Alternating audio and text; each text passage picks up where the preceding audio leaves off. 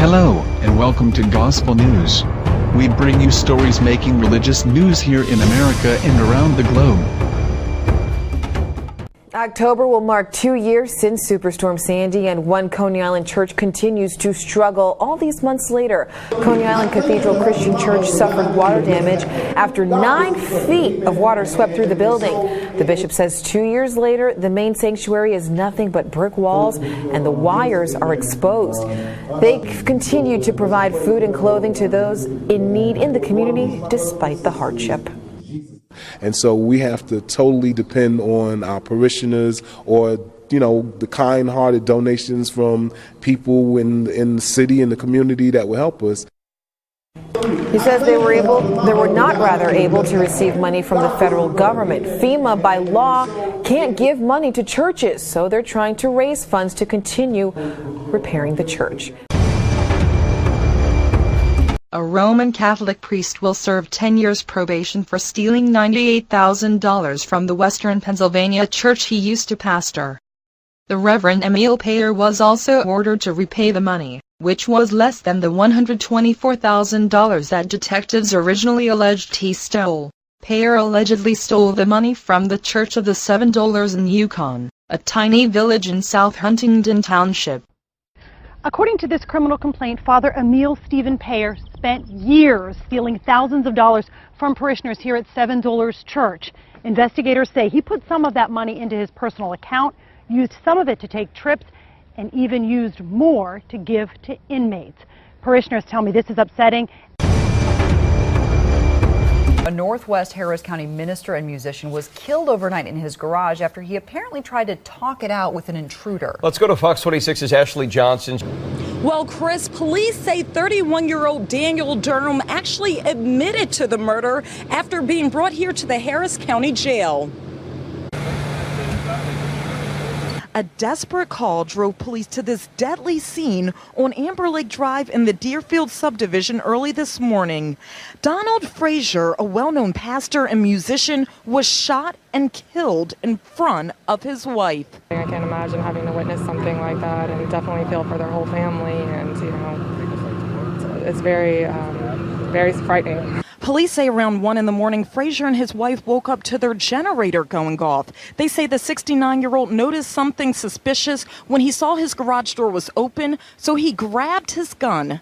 The homeowner's wife had heard gunshots fired. Her husband had apparently confronted a suspect in their garage. Shortly after, a security guard later found 31-year-old Daniel Durham walking in that area covered in blood. Learned that they had stopped the same suspect about midnight, talked to him, said he was staying with his mother that lived in the subdivision. Investigators found the murder weapon, which was Frazier's gun, in a neighbor's trash can. Oh, it was kind of a shock. In fact, it was definitely a shock. I just wish that he hadn't gone out of the house. Frazier's known for his gospel music, like this composition of Amazing Grace. Neighbors say he was always positive. Helped him plant a post in his garden when they first moved in. Other than that, we'd chat a little bit at the mailbox. He had nice children, grandchildren. Frazier's family informed his Facebook followers of his tragic death. Several loved ones and friends as far back as high school shared their condolences. A Roman Catholic priest convicted of killing a nun in an Ohio hospital chapel 34 years ago has died. The Reverend Gerald Robinson was 76. Robinson was serving 15 years to life in prison.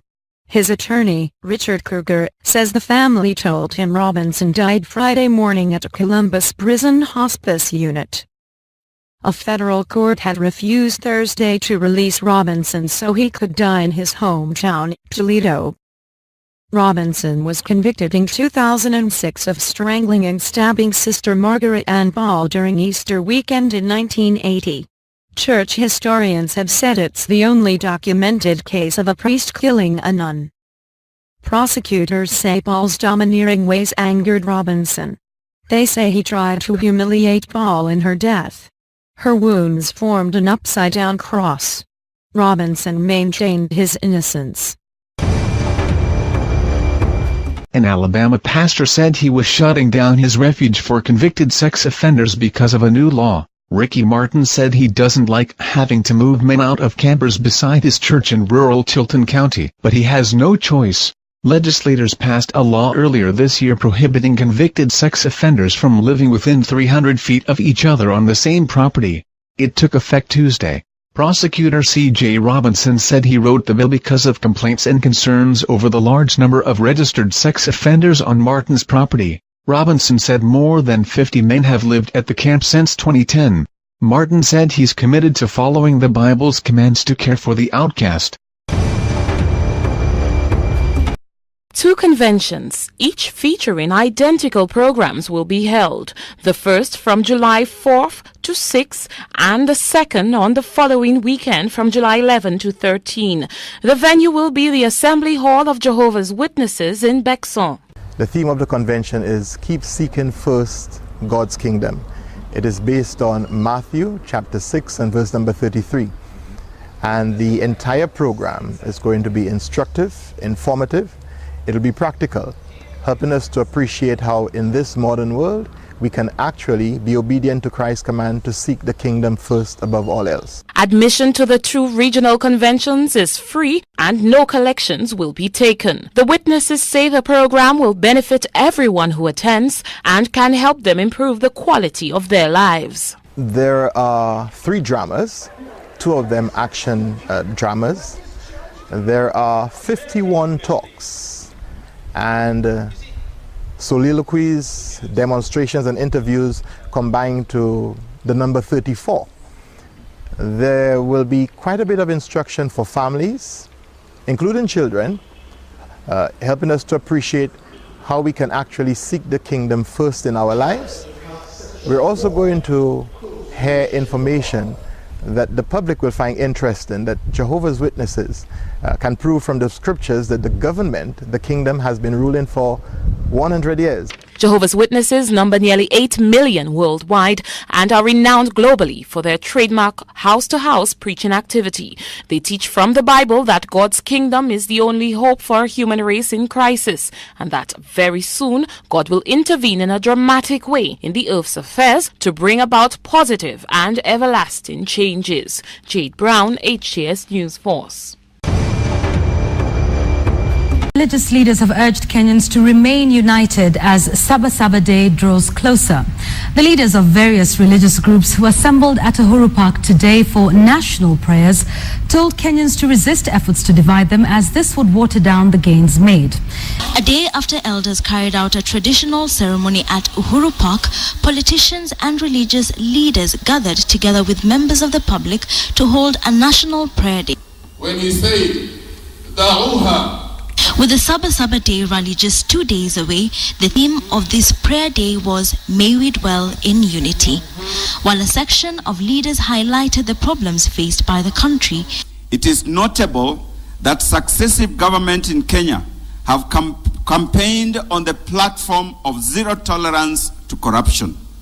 As a nation, we challenge our leaders to revisit this matter and appreciate that ordinary Kenyans can only help fight the vice if those in power lead the way.